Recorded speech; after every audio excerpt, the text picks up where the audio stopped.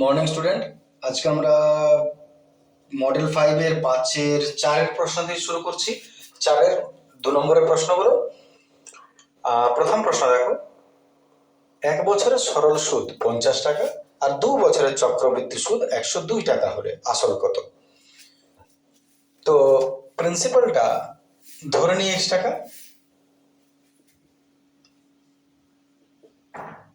তাহলে সময় 1 বছর, সরল সুদ হচ্ছে 50 টাকা, সরল সুদ 50 টাকা। এর থেকে তুমি রেট অফ ইন্টারেস্টটা বার করে নাও। আর এর ফর্মুলা হয়ে গেল i into 100 by P into টি।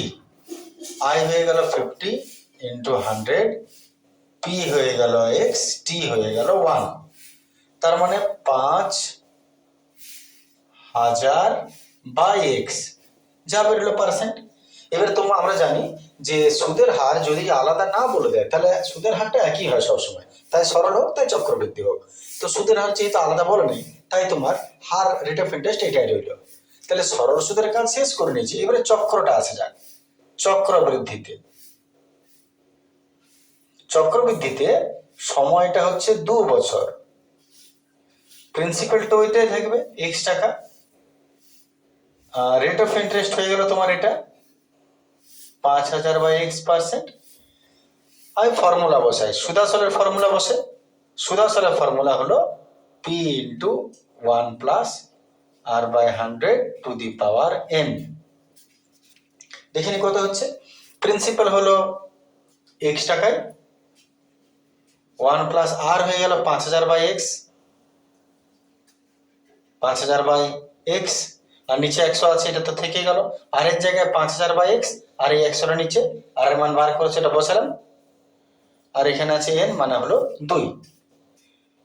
দুটো শূন্য গেল ইজিলি। এতে একটু লসাগু করে নিচ্ছে, লসাগু করলে এক্স, 50 বাই এক্স আছে, লক্ষ্য করছো এক্স একে এক্স প্লাস 50 তার হোল স্কোয়ার। দেখে নাও, আবার বলি লসাগু হচ্ছে এক্স, এক্স একে এক্স প্লাস 50 তার হোল স্কোয়ার। একদম লাইন বাই লাইন করছি আমি, স্টেপ জাম্প না। তাহলে এবারে এক কাজ করো, যদি তুমি এই ব্র্যাকেটটা তুলে দাও, এক্স প্লাস 50 আর নিচে এক্স স্কোয়ার হবে। লক্ষ্য করে দেখো, আমি এটাকে স্কোয়ার দিয়ে দিলাম আর স্কোয়ারটা আলাদা করে দিলাম। কেন করে দিলাম? যাতে এইটা কেটে যায়। দেখো এক্স দুটো আছে কিনা, এখানে দুটো আছে কিনা, একটা আছে, কাটাকাটি গেলে একটা পড়ে থাকবে। তার মানে এক্সটা দিলাম, স্কোয়ারটা দিলাম, তার মানে এক্স প্লাস 50 তার হোল স্কোয়ার বাই নিচে একটা এক্স পড়ে আছে, এক্স একটা দুটা কাটলে নিচে একটা পড়ে থাকে, এত টাকা। দেখে নাও, এটা তোমার বেরোলো অ্যামাউন্ট। যদি তুমি অ্যামাউন্ট পেয়ে যাও, তাহলে এবারে তোমাকে এখানে কিসের মান দিয়েছে? সুদটা দিয়েছে 102 টাকা। সুদ হচ্ছে 102 টাকা। তাহলে তোমার হাতে প্রিন্সিপাল আছে, তোমার হাতে অ্যামাউন্ট আছে, তোমার হাতে সুদ আছে। শেষ কাজ কি হবে আমাদের? শর্তানুসারে।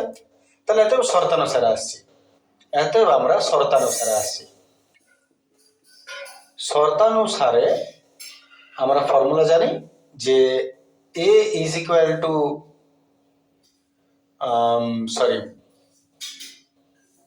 P is equal to A minus I. আসল সুদাসল থেকে সুদ বিয়োগ করলে পাওয়া যায়। তাহলে আসল হয়ে গেল এক্স, এদিকে আমি এক্সটা দিলাম, এদিকে সুদাসল হচ্ছে ওটা এক্স প্লাস 50 তার whole square by X minus I. I হয়ে গেল কত? 102 টাকা। এবারে সলভ করা যাক একটু। এক্সটা যেমন আছে রেখে দিলাম, লসাগু করব। এক্স প্লাস 50 ফর্মুলা ভেঙে দাও, আর এক্স এর সঙ্গে নেব লসাগু। যদি এক্স করি তাহলে এটা তো রয়ে গেল, আর এটা 102 এক্স, ঠিক আছে না? 102 এক্স। এইবার এটাকে ফর্মুলা ভাঙো, এক্স এর মান বার করো, উত্তর হয়ে যাবে। এই পোর্শনটা আমি একটু মুছে নিচ্ছি, দেখতে পাচ্ছ কনজাস্টেড হয়ে যাচ্ছে। আরেক লাইন চাইলে করা যায়, এখানে আরেক লাইন আনালে উপরেই করি, ঠিক আছে? এই পোর্শনটা মুছে যাচ্ছে, ক্লিয়ার আছে সবার কাছে? এই পোর্শনটা মুছে দিই একটু আমি, তাহলে আমরা যেটা এখানে পাচ্ছি, এত এক্স সমান, এটাকে এ প্লাস বি তার হোল স্কোয়ারের ফর্মুলা ভেঙে দাও, এ স্কোয়ার প্লাস 2ab মানে 50 দুগুণে 100 X plus B square 50 square মানে 5 5 25 দুটা 0 আর মাইনাস 102 আছে আর নিচে আছে এক্স। আমি আবার বলছি এটাকে এ প্লাস বি তার হোল স্কোয়ারে ভেঙে নিচ্ছি X square plus 2ab plus B square আর মাইনাস 102 এখানে বাই নিচে এক্স। ক্লিয়ার? এরপর ক্রস করে দাও তাহলে এক্স এক্স এক্স স্কোয়ার হয়ে যাবে ইজিক্যাল টু এটা আছে এখানে 100 আর 102 বিয়োগ করলাম তাহলে দুটো এক্স রইল বড় মাইনাস মাইনাস ভুল হলে ঠিক করবে নিয়েছো এখানে x square minus x square. ঠিক আছে এই দুটোকে নিয়ে এলাম সবগুলো এক্স গুলো একদিকে নিয়ে এলাম এটা কেটে গেল তাহলে এক্স সমান হলো 2500/2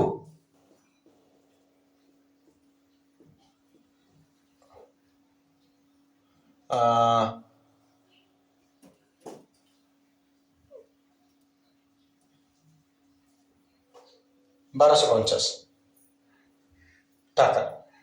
আসল কত? আসল হচ্ছে 1250 টাকা। এক্স এর বেরিয়ে গেল দেখে না কোনো অসুবিধা নেই। চলে আসছে আমরা তাহলে পরের প্রশ্ন 2 নম্বর প্রশ্ন দেখো কোন ব্যবসায় এর মূলধন বি এর মূলধনের 1.5 গুণ বছরের শেষে বি যদি 1500 টাকা লাভ পায় এ কত লাভ পাবে। তাহলে আমরা এক কাজ করছি এর বি এর মূলধনটা একটু দেখে নিই এর মূলধন আর বি এর মূলধন আমি অনুপাতে লিখলাম। এবারে এর মূলধন বি এর 1.5 গুণ ভালো করে বুঝে দেখো কে কার 1.5 গুণ এর মূলধন বি এর মূলধনের 1.5 গুণ এর মূলধন বি এর 1.5 গুণ তার মানে আমি বি কে যদি 1 করি এ তার 1.5 গুণ হবে। এটা ইজি টু আন্ডারস্ট্যান্ড। যদি বিটাকে আমি 1 ধরি তাহলে এটা তার 1.5 গুণ তার মানে 1 এর 1.5 গুণ 1.5 তো 1 পূর্ণ 1 এর 2 লিখাই হয় তাহলে 1.5 গুণ হয়ে গেল এটা একটু সলভ করে নাও তাহলে 2 2 3 3/2 1 ক্রস করে দাও আগে সবসময় এই ক্রসটা হয় তবে এটা হয় 3 1 কে 3:2 1 কে 2 তার মানে এ আর বি এর মূলধন অনুপাত 3:2 বছরের শেষে বি যদি এত টাকা লাভ পায় এ কত পাবে তাহলে তুমি ভাবো বি পাচ্ছে এটা আমি একটু লিখছি ভাষাটা অতএব বি এর মূলধন 1500 টাকা অতএব এ এর মূলধন অঙ্কর ব্যাপারটা কি দুটোর অনুপাত দিয়েছে ঠিক আছে এ আর বি এর বিটা বলে দিয়েছে এটা কত। তো প্রথমত এর আগে একটা কথা বলে রাখি যে মূলধন থেকে আমরা লাভে যাচ্ছি মূলধনের অনুপাত যা হয় যদি অন্য কোনো শর্ত প্রযুক্ত না হয় মাঝখানে টাকা দেওয়া জমা ইত্যাদি তাহলে মূলধন অনুপাত যা হয় লাভের অনুপাত তাই হয়। এটা কিন্তু প্রথমে মনে রাখার কথা আছে যে মূলধন অনুপাত যা লাভের অনুপাত তা। তার মানে যদি এটা মূলধন অনুপাত বটে তাহলে এটা লাভের অনুপাতও বটে এটা তুমি আগে প্রথমে মাথায় রেখে নাও নাহলে মনে হবে যে মূলধন চলছিল লাভে কি করে ঢুকে গেল তাহলে এটা মূলধন অনুপাত যেমন এটা লাভের অনুপাতও বটে। এবারে তুমি মূলধন ছেড়ে দাও লাভের অনুপাত কত এ আর বি এর 3:2 লাভের অনুপাত এ আর বি এর 3:2 বি এর মূলধন যদি এত হয় এর মূলধন কত। তো অঙ্কটা কেমন দুটোর অনুপাত দিয়েছে একজনের দিয়ে দিয়েছে অন্যজনটা বার করতে বলেছে ক্লিয়ার আছে দুজনের অনুপাত দিয়েছে একজনেরটা বলে দিয়েছে দ্বিতীয় জনটা বার করতে বলেছে তুমি কি করে বার করবে ছোটবেলায় শিপ্রা মোহনের বয়সের অঙ্ক ছিল এরকমই 5 6 সেরকম কি করবো তুমি সেটা বলি যার বার করতে বলেছে তার অনুপাতটাকে উপরে দিলে আমি আবার রিপিট করছি দুটোর অনুপাত দিল একজনের বলে দিয়েছে অন্যজনের বার করতে বলেছে এরকম যদি হয় তাহলে তুমি কি করবে যারটা বার করতে বলে তার অনুপাতটা উপরে দাও এরটা বার করতে বলেছে এর অনুপাতটা উপরে দাও অন্যটা নিচে আর গুণিত অন্যর যে মানটা ঠিক আছে এর মানটাই তো এটা বিটাই তো দুইটাই বি বটে তাহলে যেটা বার করতে বলবে সেই অনুপাতটা উপরে যেটা দিয়ে দিয়েছে সেইটাকে নিচে আর গুণিত যেটা দিয়েছে বাস যা বলবে উত্তর হয়ে যাবে 2 750 150 হয় 3 5 15 5 হাতে হলে 321 আর 2200 টাকা এর সরি লাভ এটা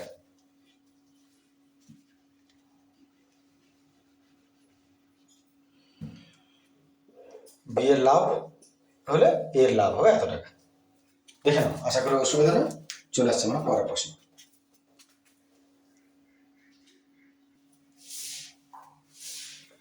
চলে আসছে আমরা 3 এর প্রশ্ন x+2 x + 3 এবং 5:6 অনুপাত দুটির যৌগিক অনুপাত 2:3 x এর মান কত। তো যৌগিক অনুপাত কাকে বলে যৌগিক অনুপাত মানে হলো জোড়া প্রশ্ন বলছে এর এবং এর যৌগিক অনুপাত। যৌগিক অনুপাত কি করে করতে হয় মনে করো, যদি বলি a:b আর c:d এর যৌগিক অনুপাত, তুমি কি করবে, এর সঙ্গে এর গুণ, a:c:, এর সঙ্গে এর গুণ, এটা হচ্ছে যৌগিক অনুপাত। যা বেরোবে এটাই উত্তর। তাহলে এখানেও তুমি তাই করো, এই দুটো যৌগিক অনুপাত এটা বলেছে, তার মানে এর যৌগিক অনুপাত কি করে হবে না, শর্তানুসারে কি দাঁড়াচ্ছে, শর্তানুসারে এই দুটো যৌগিক অনুপাত, প্রথম পদ ইন্টু প্রথম পদ x+2 ইন্টু 5 ইজ টু উত্তর পদ x+3 ইন্টু 6। দেখে নাও, এইটা গণিত এইটা ইজ টু এইটা গণিত এইটা। এবারে শর্তানুসারে কি বলেছে, এই দুটার যৌগিক অনুপাত এটা হবে, তো এই দুটো যৌগিক অনুপাতটা এটা বার করেছো, তার মানে এটা বটে, ঠিক আছে না। তাহলে এই দুটি যৌগিক অনুপাত যেটা বার করেছি সমান বলে দিয়েছে এটা, তাহলে সমান 2:3, বাস বাকিটা সলভ করো। অতএব ব্র্যাকেট তুললে 5x প্লাস 5 দুগুণে 10 ইজ টু মানে বাই 6x প্লাস 3 6 18, আর এদিকে 2/3 ক্রস করে নাও, 3 5 15x প্লাস 3 10 30, 6 দুগুণে 12x প্লাস 8 দুগুণে 36। একটু মিলিয়ে নিই, মেবি যদি ভুলে যায় কোথাও, 3 5 15x প্লাস 3 10 30, 6 দুগুণে 12x প্লাস 8 দুগুণে 36। x পুরো ট্রান্সফার করে একদিকে, 15x minus 12x is equal two 36 minus 30, এটা 3x আর ওদিকে হলো 6, আর তো x সমান 6/3, x এর মান 2। দেখে নাও ক্যালকুলেশনে তো ভুল থাকবে না, যদি ক্যালকুলেশনে ভুল থাকে নিয়মিত ভুল কিছু থাকবে না, ঠিক আছে 2 আছে। এবার উত্তর চেক করে নেওয়া ভালো, বাই চান্স যদি ভুল হয় ধরা পড়বে না এখানে। চলে আসছে পরেরটা, কি এর মান কত হলে এই সমীকরণের বীজদ্বয়ের বর্গের সমষ্টি এত হবে। মন দিয়ে বুঝতে হবে কথাটা, কি এর মান কত হবে এটা কোনো ফ্যাক্টর নয়, এইটা সমীকরণ, এই সমীকরণের বীজদ্বয়ের বর্গের সমষ্টি, বীজদ্বয়ের বর্গের সমষ্টি। আগে তুমি ভাবো বীজদ্বয় কি, তাহলে দ্বিঘাত সমীকরণের বীজদ্বয় হয় আলফা আর বিটা। দ্বিঘাত সমীকরণে দুটো বীজ হয় সব সময়, একটা আলফা ধরা হয় একটা বিটা ধরা হয়। বীজদ্বয়ের বর্গের সমষ্টি বলেছে, তো এটার কথা তুমি পরে ধরবে, ঠিক আছে। আনালে এক কাজ করো, আমি যারা একদম এটা সম্পর্কে ধারণা কম তাদেরকে একটু আলাদাভাবে বোঝাই আগে। প্রথমত সমীকরণটা যদি বীজ দুটি হয়, যদি না ধরে দুটি বীজ, ধরি দুটি বীজ আলফা আর বিটা, শর্ত কি বলেছে, শর্ত বলছে বীজদ্বয়ের বর্গের সমষ্টি এটা। বীজদ্বয়ের বর্গ কাকে বলে, বর্গ মানে হোল স্কয়ার, আর সমষ্টি কাকে বলে যোগফল। তাহলে বর্গের সমষ্টি মানে alpha square plus beta square. দেখে নাও বর্গের সমষ্টি, বীজ দুটির বর্গের সমষ্টি সমান কত, 25/36। শর্ত তোমাকে এটাই বলেছে, বীজ দুটির বর্গের সমষ্টি 25/36। এইবারে তোমাকে এক্স এর মান কে এর মান বার করতে বলেছে, কে এর মান কি করে বেরোবে। তাহলে এটা দেখে তুমি কি বুঝতে পারছো, এটা স্কয়ার প্লাস বি স্কয়ারের ফর্মুলা ভাঙবে। স্কয়ার প্লাস বি স্কয়ারের ফর্মুলা যদি ভাঙি আমি, তাহলে স্কয়ার প্লাস বি স্কয়ারের ফর্মুলা হচ্ছে a প্লাস বি তার হোল স্কয়ার মাইনাস 2ab সমান 25/36। এইবারে এখানে ধর কে নেয়, আর কে এর মান পাবে কি করে, আর a প্লাস বির মানেই বা কত আর a বির মানেই বা কত। এইবার আমাদের দরকার বীজটার ব্যাপারটা। তো যারা বীজের অঙ্ক করেছে তারা বুঝতেই পারছো, বীজের দুটো ফর্মুলা হয়, বীজ দুটির যোগফলের একটা আলাদা ফর্মুলা হয়, বীজ দুটির গুণফলের একটা আলাদা ফর্মুলা হয়। বীজ দুটির যোগফলের ফর্মুলা বীজ দুটির যোগফলের মান বার করবো বসাবো, আর গুণফলের ফর্মুলায় গুণফলের মান বসাবো, ঠিক আছে। এবারে তাহলে চলে আসে আমরা আগের জায়গায়, বীজ দুটো যদি এ বি হয়, যে কোনো দ্বিঘাত সমীকরণের দুটো বীজ এ বি মনে করো, তাহলে বীজ দুটির যোগফলের একটা ফর্মুলা হয়, বীজ দুটির যোগফলের ফর্মুলা হচ্ছে মাইনাস বি বাই এ, আর বীজ দুটির গুণফলের ফর্মুলা হয় সি বাই এ। এটা বাঁধা ধরো দুটো ফর্মুলা, বীজ দুটির যোগফলের ফর্মুলা, বীজ দুটির গুণফলের ফর্মুলা, যদি কারো না জানা থাকে। এইবারে মানগুলো এ বি সি এসব আছে, তাহলে এবিসি কোনগুলো, এবিসি হচ্ছে এক্স স্কোয়ার আগে যে আছে সেটাকে এ বলে, এক্স এর আগে যে আছে সেটাকে বি বলে, কত আছে কিছু না মানে 1 আছে, আর এক্স স্কোয়ার আগে কি আছে এ, তার মানে 6 আছে, এক্স এর আগে কি আছে কেউ নেই, তার মানে 1 আছে, বি এর মান 1, আর শেষে যেটা আছে সেটাকে সি বলে। এই হচ্ছে এবিসি। তাহলে তুমি কি করবে, A plus B, alpha plus beta এর মান বলেছে minus B by A, beta কত বটে কিছু না মানে 1, আর এইটা কত বটে 6, আর এ বি সমান সি, সি কত কে, আর এটা কত 6, এটা কত 6। ঠিক আছে, এখান থেকে তুমি দুটো মান পেলে, এ প্লাস বি এর মান পেলে আর এ বির মান পেলে, alpha plus beta, alpha into beta. এই মানগুলো তুমি এখানে বসাও, ঠিক আছে না? তাহলে এখানে আলফা প্লাস বিটার মান মাইনাস 1/6 মাইনাস 1/6 তার square minus 2 into alpha into বিটার মান k/6 সমান 25/36। এটাকে তো সলভ করে দেওয়া যায়। তাহলে মাইনাসে মাইনাসে প্লাস হয়ে গেল, 1 স্কোয়ার মানে 1, 6 স্কোয়ার মানে 6 36, মাইনাস 1 স্কোয়ার 1, 6 স্কোয়ার 36, মাইনাসে মাইনাসে প্লাস। এবারে 2 3 6 কেটে গেল, 2 3 6 k/3 সমান 25/36। দেখে নাও, এত প্রশ্ন ক্লিয়ার। এবারে লসাগু করে মান বার করে নিচ্ছি। তাহলে শেষ কাজে আসছি, এই জায়গাটা আমি করে নেব।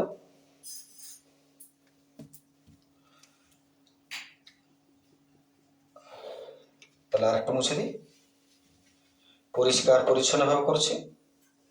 তাহলে এবারে এই জায়গাটা সলভ করে, আচ্ছা নিচের প্রশ্নটা দেখতে পাওয়া যাবে, হবে না মনে হচ্ছে, নাহলে হয়ে যাবে, একটা হয়ে যাবে এখানে মনে হচ্ছে। লসাগু কত হবে, 3 আর 36, লসাগু 36। তাহলে 36 1 কে 36, 1 1 কে 1 মাইনাস 3 12 36, 12 আর কে 12 কে সমান 25/36। দেখে নাও, 3 আছে 36, এর সঙ্গে এর নামটা যত হবে উপরের সঙ্গে গুণ, 36 1 কে 36, 1 1 কে 3 12 36, 12 কে। এইবারে 36 36 তো কেটে গেল, পড়ে রইল 1 মাইনাস 12 কে সমান 25। এতএব মাইনাস 12 কে সমান 25, আর মাইনাস 1 এলো, এতএব মাইনাস 12 কে 24, এতএব কে সমান 24। আর কে তো মাইনাস রাখা চলবে না, মাইনাস 12টাকে ডাইরেক্ট নিচে নামিয়ে দাও। এটা গুণের সম্পর্কে দেখো ভাগ হচ্ছে, এমন না যে মাইনাসটা নিচে নামলে প্লাস হয়, মাইনাসটা এদিকে গেলে প্লাস হয়, নিচে নামলে হয় না। এবার 12 দুগুণে 24, তাহলে মাইনাস রইল আর 2 রইল, কে এর মান -2। এটাই আমাদের উত্তর। নিশ্চয় বুঝতে পেরেছি ঠিক করে। চলে আসছি পরের প্রশ্ন।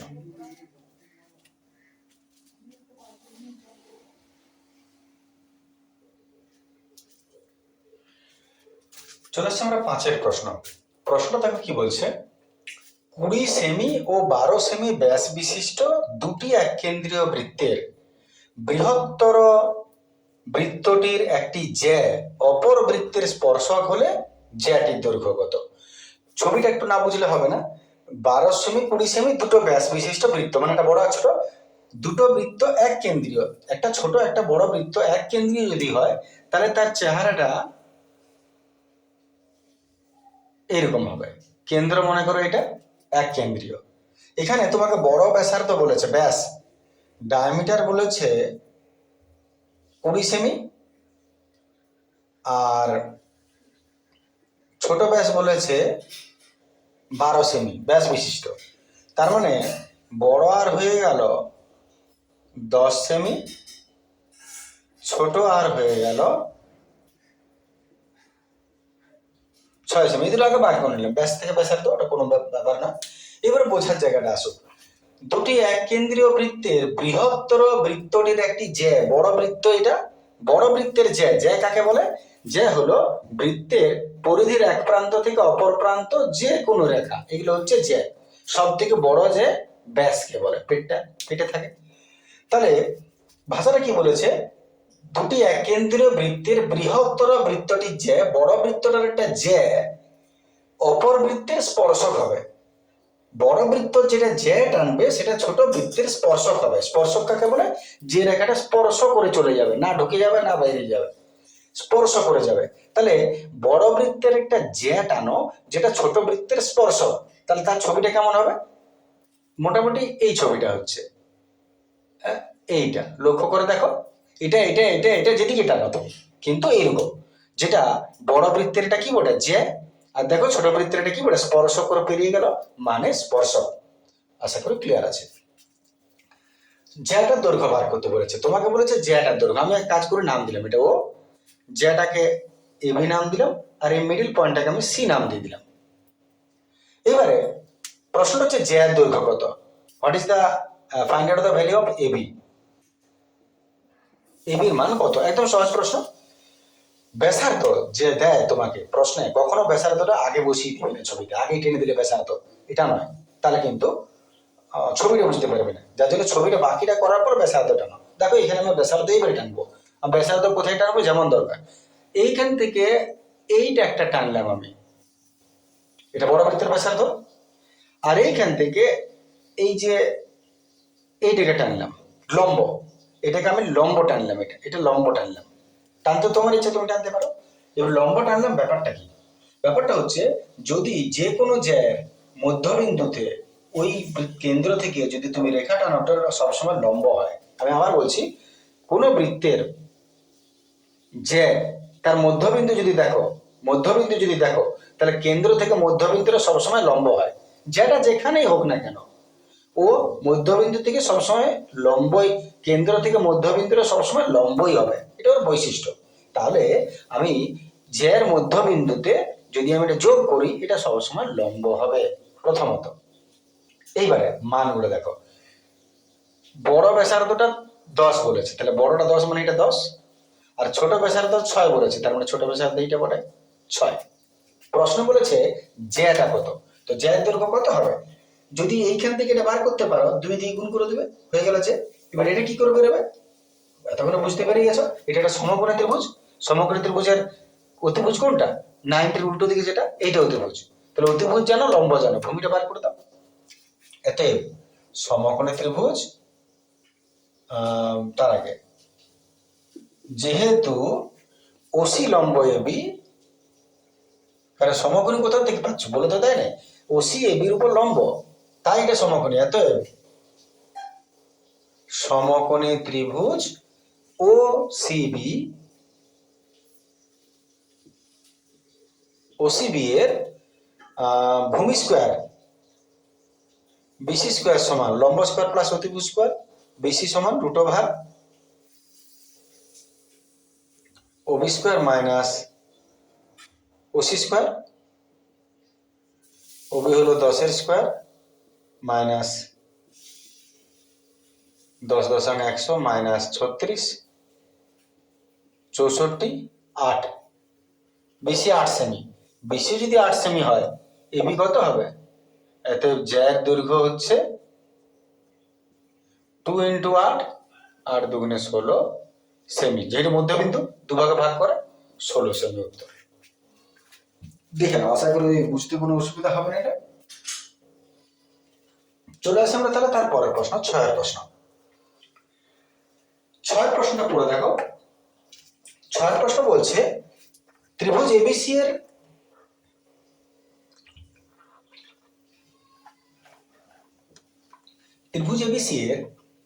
কোণ দিয়েছে BC 90 degree, BD perpendicular of AC, BD 8 সেমি, এডি 5 সেমি, সিডি কত। তাহলে আমরা প্রথমে ছবিটা একটু অঙ্কন করি। এবিসি এমন একটা ত্রিভুজ যেটা সমকোণী বলেছে, তাহলে সমকোণী ত্রিভুজ একটা অঙ্কন করে নি প্রথমে। বা কেমন হচ্ছে তোমাদের, এটাই দেখছিলাম তোমরা বুঝতে পারছো কিনা, বাঁকলো বলে সুন্দর করে একটা, বাহ ভেরি গুড। এটা এবিসি 90, আমি এটাকে 90 বলে টেনেছি, তাহলে এবিসি নাম এটা দিলাম। আমি এটাকে 90 উদ্দেশ্য করেছি, তাহলে এবিসি এইভাবে ঘুরিয়ে দিলাম, এটা 90 ডিগ্রি হয়ে গেল। ঠিক আছে, এটা প্রথম ক্রাইটেরিয়া মিলে গেল। এবারে বিডি লম্ব এসি, বিডি এসির উপর লম্ব, এসি তো এটা আর বি এখানে, তাহলে বিডি কোনটা হবে, এটা এটা এটা এটা, তার মানে ইহা বিডি এসির উপর লম্ব, যার মতো হয়ে গেল বিডি লম্ব এসি, বিডি লম্ব এসি। তাহলে বিডি লম্ব এসি একটা সমকোণ হয়, লম্ব আছে, যে কোনো একদিকে চিহ্ন দেওয়া মানে ওটা বুঝিয়ে গেল লম্ব। এইবার মানগুলো লেখা যাক। বিডি 8, বিডি কোথায় আছে, বিডি হচ্ছে 8, আর এডি কত, এডি হচ্ছে 5, তাহলে সিডি বার করতে বলেছে, এইটা বার করতে বলেছে। এবারে সদৃশতা চ্যাপ্টারে তুমি 3টা সিদ্ধান্ত সবসময় পাবে। এই ধরনের প্রশ্ন তোমার বারবার পড়ে যে লম্ব টেনে দেবে একটা সমকোণী ত্রিভুজে, সদৃশ হয়ে গেল ত্রিভুজগুলো, এবারে যে কোনো দুটোর মান দিয়ে দিবে, একটা বার করতে বলবে, এটা দিলে এটা দিলে এটা বার করলে, এটা দিলে এটা দিলে এটা বার করলে, ওটা দিলে ওটা দিলে ওটা বার করলে, ইত্যাদি ইত্যাদি। 3টে ফর্মুলা সহজ আছে। একটা হচ্ছে যে 3টার উপরে ডিপেন্ড করে সব অঙ্কগুলো হয়। এক হচ্ছে এই যে লম্বটা, এইটার স্কোয়ার সমান এইটা ইন্টু এইটা একটা। আবার বলছি বিডি স্কোয়ার সমান এডি ইন্টু ডিসি। একটা ফর্মুলা হচ্ছে এবি স্কোয়ার সমান এসি ইন্টু এডি। আর একটা ফর্মুলা হচ্ছে বিসি স্কোয়ার সমান AC into DC, AC into DC. আচ্ছা, আমি আর একবার বলুন, আমার এখানে যেটা দরকার সেটা হচ্ছে বিডি মান দেওয়া আছে, এটার মান দেওয়া আছে। আমি যে ফর্মুলাটা লিখবো, যে যেহেতু এটা সদৃশ আর কি, যেহেতু বিডি প্যারালাল টু এসি, তাই হলো সদৃশ একে অপরের। অতএব এখান থেকে শর্ত হচ্ছে বিডি স্কোয়ার সমান এডি ইন্টু এডি ইন্টু ডিসি, এটা স্কোয়ার সমান এটা ইন্টু এটা। এবার মানগুলো বসাও। বিডি কত আছে 8, 8 স্কোয়ার। এডি কত আছে 5, ডিসি জানা নেই, কি করব? এত ডিসি সমান 8 8 64 হয়ে যাবে, আর 5টা ট্রান্সফার করলে কোথায় যাবে? নিচে। ডিসি 8 8 64, 5টা নিচে নেমে গেল, 64/5। ডেসিমাল পয়েন্ট করে দিই 64/5, 5 12 60, 5 8 12.8। ডাইরেক্ট উত্তর হয়ে গেল এত সেমি। চলে আসছে আমরা পরের প্রশ্ন। চলে আসছে আমরা 7এর প্রশ্ন চলে আসছি। 7এর প্রশ্ন দেখো, ও কেন্দ্রীয় একটা বৃত্ত এবিসি বিন্দুগামী, ABO 35 degree, angle ACO 45 degree, তাহলে অ্যাঙ্গেল বিওসি এর মান কত? তো ছবির উপরে অঙ্ক, ছবিটা ঠিক করে নাও। ছবি করলেই বিশেষ কিছু না, সাধারণ প্রশ্ন বটে এটা।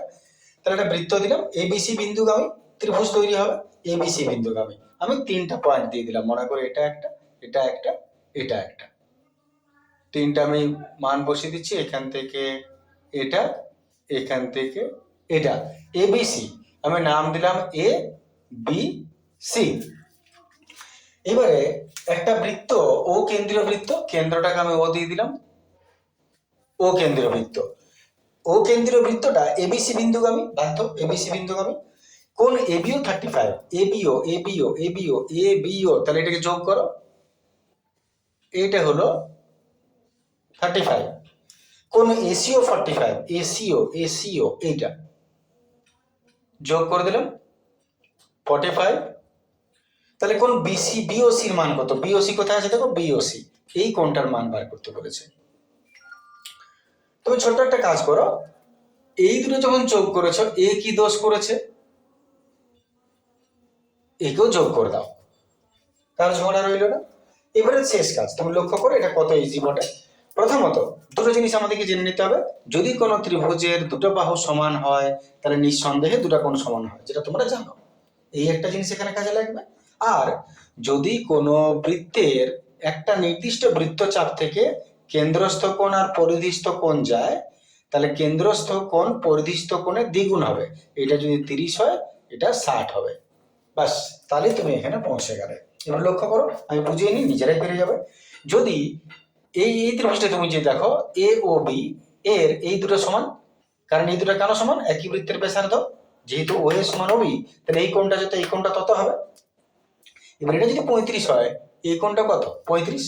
আবার এই ত্রিভুজের এই দুটো বাহু সমান, তাহলে এই দুটো কোণ সমান, তাহলে এটা যদি 45, এটা কত? 45। তাহলে এটা 35, এটা 45, কত হলো? এটা 70। এবার যদি এটা 70 হয়, তাহলে এটা কেন্দ্রস্থ কোণ এই বৃত্তচাপের উপর, বিসি বৃত্তচাপের উপর, এটা কেন্দ্রস্থ কোণ, এটা পরিধিস্থ কোণ।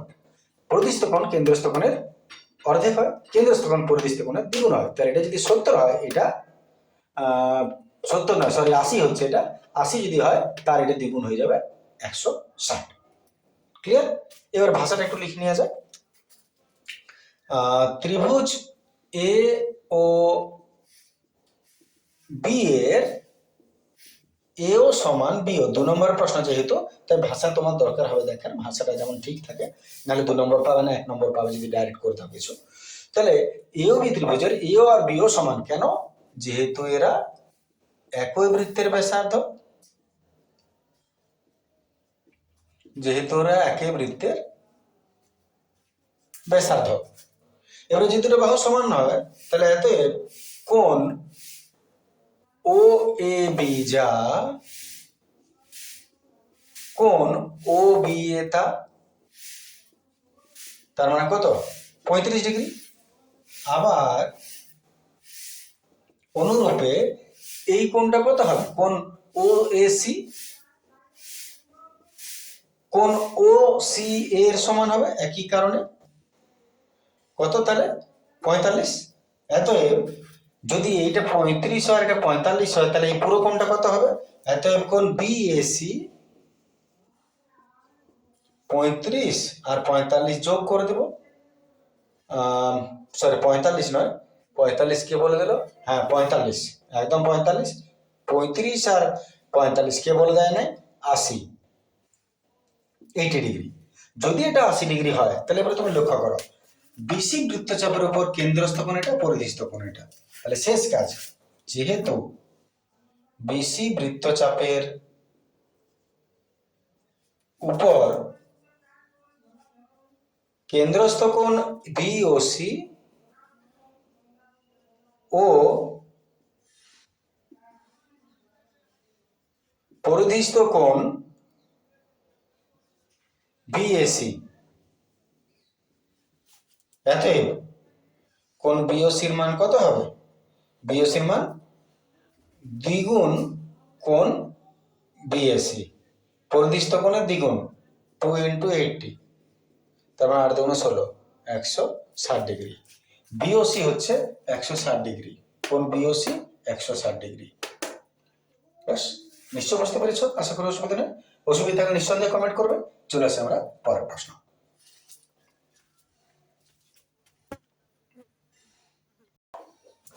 চলে আসছে আমরা 8 প্রশ্ন। প্রমাণ করো 1 + tan² α × 1 - sin α × 1 + sin α = 1। ছোট প্রশ্ন। প্রথমত আমি এক কাজ করছি, 1 + tan² আলফাটাকে ধরলক্ষণ করলাম, যা আছে থাক। আচ্ছা, এটাতে a - b × a + b আছে, তাহলে a - b × a + b, তার জায়গায় a² - b² a² -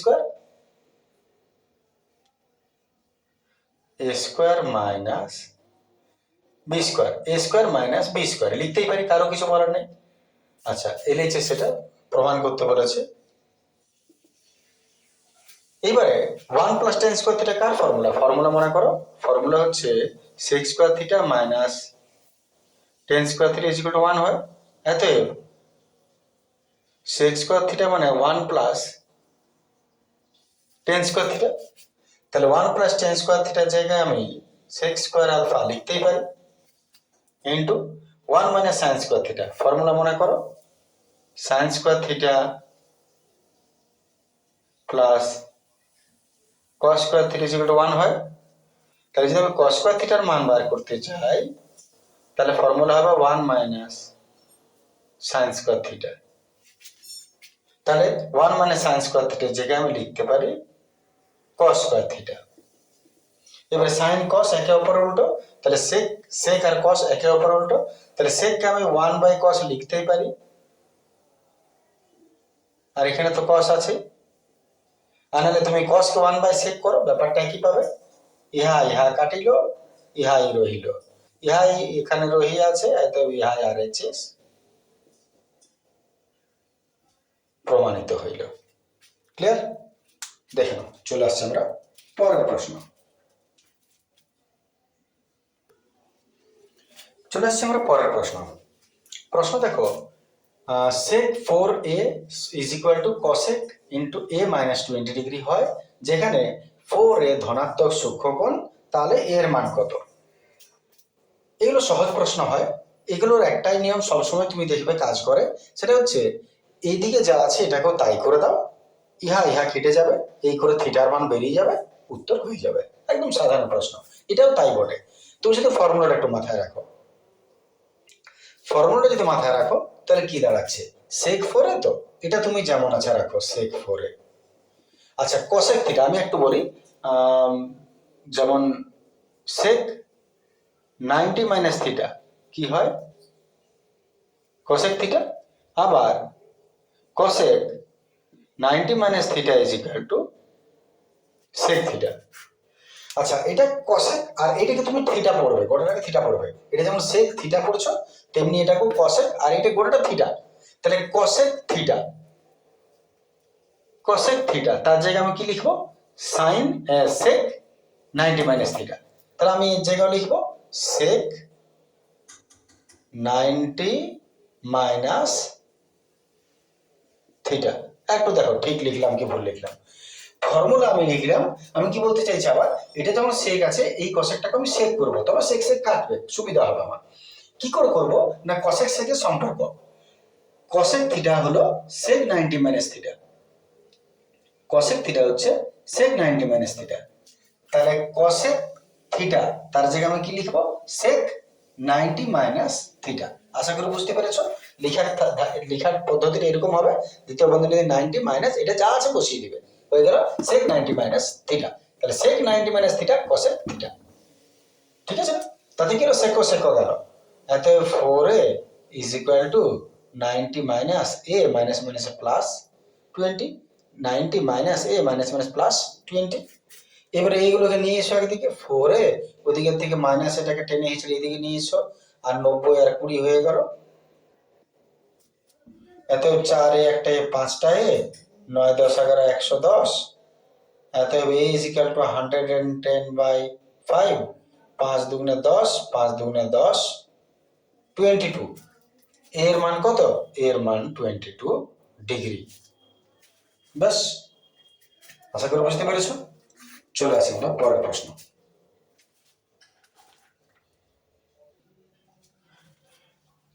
চলে আসছে আমরা 10-এর প্রশ্ন। প্রশ্ন বলছে একটা লম্ব বৃত্তাকার চোঙের উচ্চতার অনুপাত 1:2, পরিধির অনুপাত ভূমির 3:4, তাদের আয়তন অনুপাত কত। তাহলে লম্ব বৃত্তাকার চোঙের উচ্চতার অনুপাত,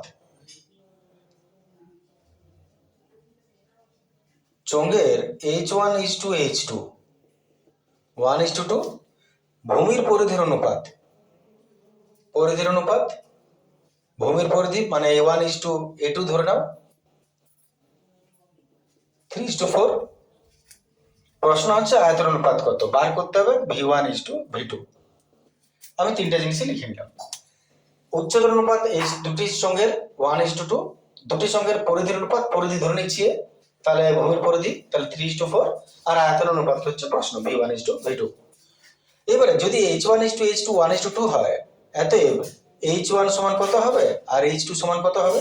H1 হচ্ছে একটা ধ্রুবক, গুণ করে দাও, x একে x একক, আর এটা 2x একক। প্রথম থেকে আবার বলছি, H1 হলো x, তাহলে x একে x, আর H2 হলো 2x, একটা ধ্রুবক গুণ করলাম, আমি আলাদা করে দিলাম H1 H2। এইবারে এটা ভূমির ক্ষেত্রফল, পরিধির অনুপাত ভূমির পরিধি, তাহলে বৃত্তাকার চোঙের ভূমির পরিধি কি, বৃত্তের পরিধি যা তাই ভূমির পরিধি, কারণ বৃত্তাকার চোঙের ভূমিটাও তো বৃত্ত। তাহলে বৃত্তের পরিধির formula 2πr is two 2πr সমান 3:4 দিয়েছে। এটা 1, এটা 2 নাম দিলাম, তাহলে ইহা ইহা গেল, অতএব R1:R2 3:4, 3:4। এইবারে এটাকে আলাদা করে দাও, অতএব R1 সমান কত, R2 সমান কত। R1 হচ্ছে 3, এটাতে x গুণ করো, সেটা y গুণ করো, 3y একক, আর এটা 4y একক। এটা যদি R1 3y হয়, এটা 4y হবে।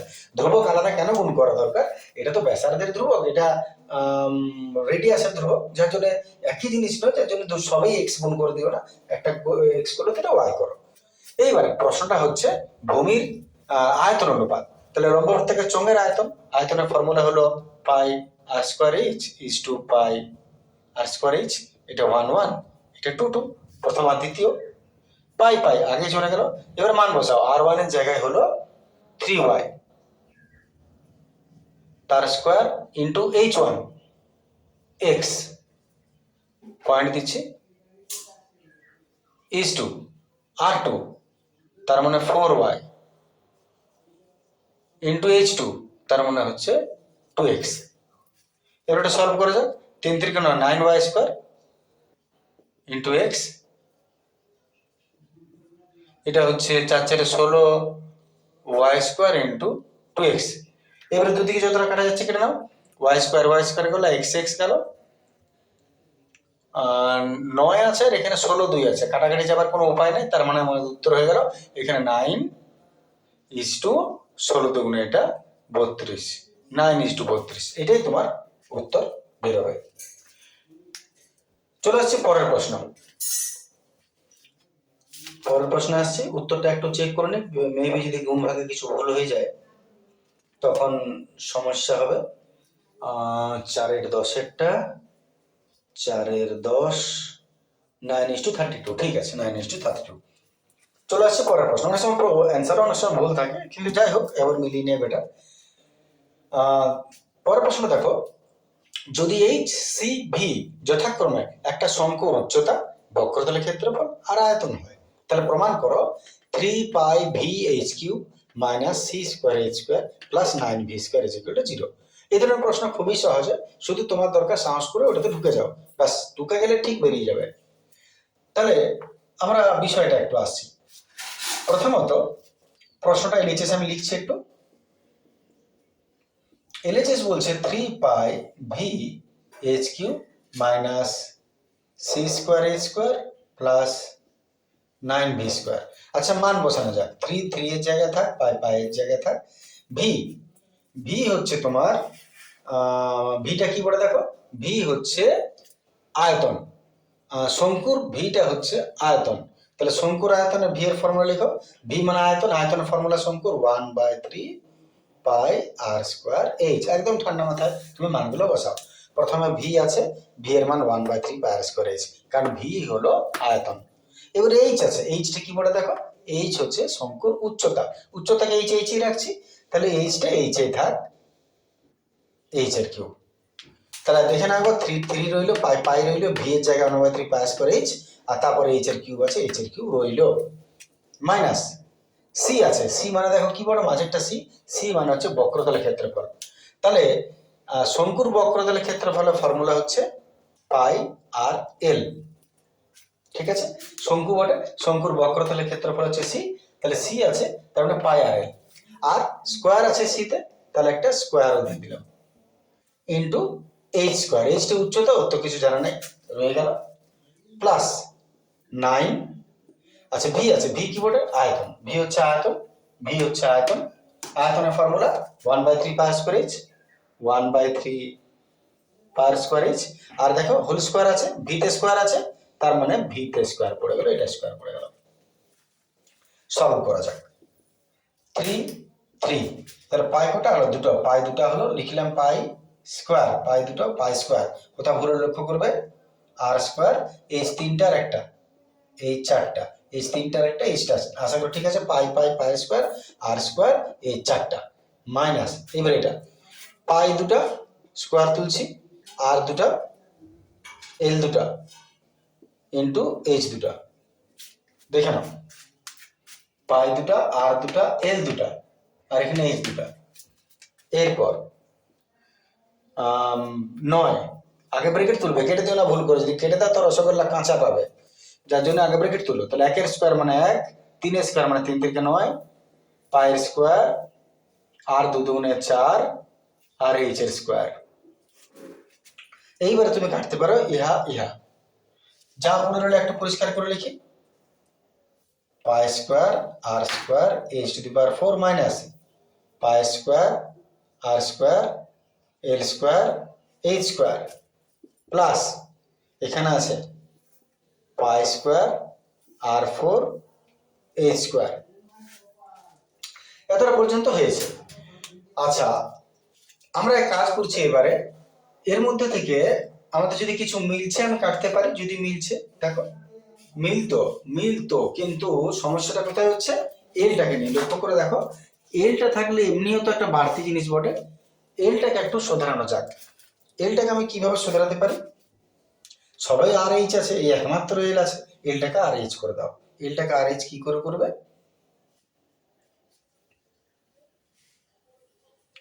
এল এর ফর্মুলা কি? রুট ওভার আর স্কোয়ার প্লাস এইচ স্কোয়ার। দেখে নাও, এল এর জায়গায় আমি রুট ওভার আর স্কোয়ার প্লাস এইচ স্কোয়ার দিলাম, আর বাইরে হোল স্কোয়ার আছে, ইন্টু পেছনে আছে এইচ স্কোয়ার থাক, আর এদিকে যেমন আছে থাক। আর একবার ঠিক করে নাও, এল এর জায়গায় আমি বাকি সব যেমন আছে রেখেছি, কোথাও কিছু নেই, শুধু এল এর জায়গায় এটা। এবার যদি ব্র্যাকেট তোলো, h4 পাই স্কোয়ার আর স্কোয়ার, আর রুট স্কোয়ার কে খাবে? রুটের বাইরে স্কোয়ার, রুটে গেলো স্কোয়ারে গেলো, পড়ে রইলো এইটা r square plus h square, bracket দিয়ে দিলাম একটা, এটাই গেল, এটা পড়ে রইলো ইন্টু এইচ স্কোয়ার প্লাস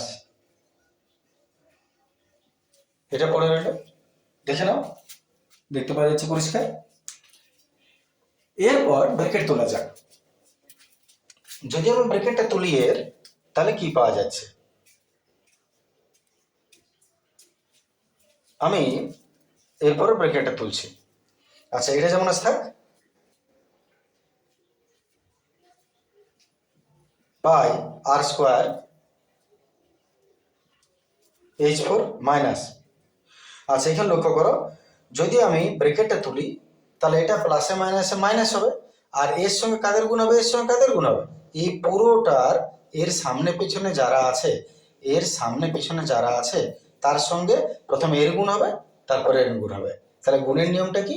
এর সামনে পিছনে ব্র্যাকেটের দুদিকে যারা আছে তার সঙ্গে প্রথমে এর গুণ, তারপরে এর গুণ। ঠিক আছে, তাহলে আমি লিখছি পাই আর স্কোয়ার এইচ স্কোয়ার, পাই আর স্কোয়ার, আর এখানে একটা আর স্কোয়ার আছে, তাহলে আর পেছনে আছে স্কোয়ার, পাই আর দুটো দুটো চারটা, আর এইচ দুটা, পাই আর চারটা এইচ দুটা। তুমি দেখে নাও হিসাবটা মিলিয়ে, এইটা আর এইটা গুণ করে নাও, তার সঙ্গে একবার এটা করবো আর একবার এটা করবো, বাকি তুমি যেভাবে করছো। তাহলে আমি পাই আর স্কোয়ারের সঙ্গে এটা করলাম, আর ফোর হয়ে গেল, আর এইচ স্কোয়ার। তুমি নিজের মতন করো, যদি তোমার বুঝতে অসুবিধা হয়। এবারে এই দুটোর সঙ্গে গুণ করে একে গুণ করবো, তাহলে পাই আর স্কোয়ার আর এইচ দুটো দুটো চারটা। তাহলে আগে মাইনাস আছে, সাইন চেঞ্জ হবে, প্লাসটা মাইনাস হলো, আর একবার পাই আর দুটা আর এইচ দুটা দুটো চারটা, পাই আর দুটা এই চারটা, আর প্লাস পাই আর ফোর,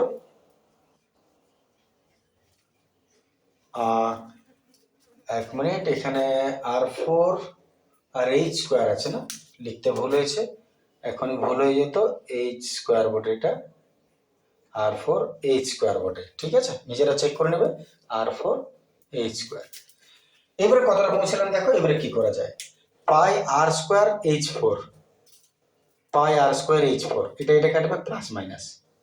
আচ্ছা, পাই আর ফোর এইচ স্কোয়ার, পাই আর ফোর এইচ স্কোয়ার, এটা মাইনাস প্লাস, তার মানে সব কেটে গেল, জিরো। অ্যান্সার হয়ে গেল সমান প্রমাণিত সমান আর এইচ এস প্রভূত। নিশ্চয় ক্লিয়ার? চলে আসে পরের প্রশ্ন।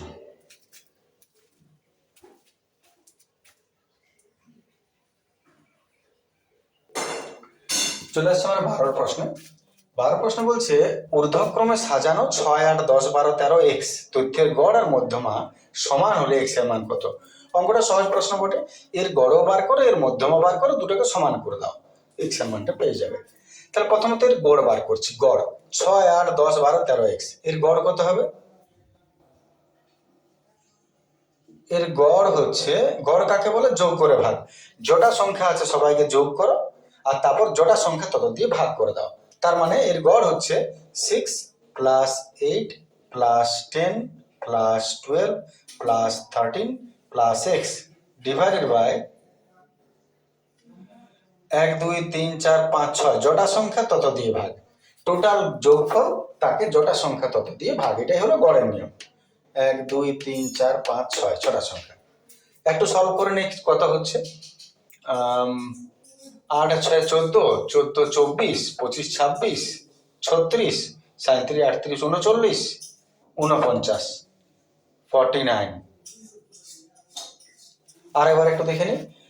8 আর 6 14, 14 10 24, 24 25 26, 26 10 36, 36 37 38 39, 39, আর 10 49, 49 প্লাস এক্স বাই 6, যা বেরোলো গড় বেরিয়ে গেল। এবার মধ্যমা বার করছি।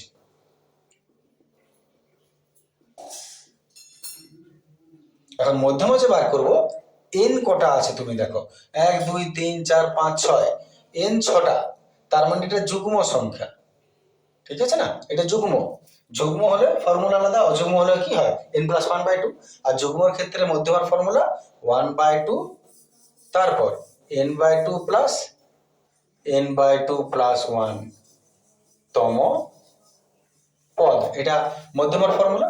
মান বসানো যাক, 1/2 n কটা 6টা, 6/2 প্লাস 6/2 প্লাস 1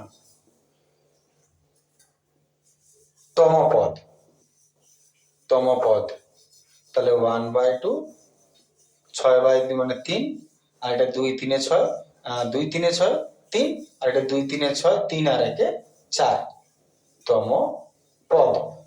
তার মানে 3তম পদ আর 4তম পদ, 3তম 4তম মানে এটা হলো 1 2 3, এটা 3তম পদ, এটা 4তম পদ, তাহলে একটা 10 আর একটা 12। এবার কত হচ্ছে দেখো, 10 আর 12 20, 22/2 11। ঠিক আছে, এইবার প্রশ্ন দেখো, বলেছে গড় আর মধ্যমা সমান, তাহলে গড় এটা, মধ্যমা এটা, শর্তানুসারে দুটোই সমান। অতএব শর্তানুসারে 49 plus X by 6 is equal to 11। অতএব 49 plus X is equal to 6 11 66। অতএব এক্স সমান 66 প্লাস 49 গেল মাইনাস 49। 9 থেকে 16 7 দিতে, হাতের 1 5 6 1 দিতে 17, এক্স এর মান হলো 17। বাস আমাদের প্রশ্ন শেষ হলো আজকের চ্যাপ্টার এখানে। নেক্সট ভিডিও পড়তে, থ্যাংক ইউ, গুড ডে।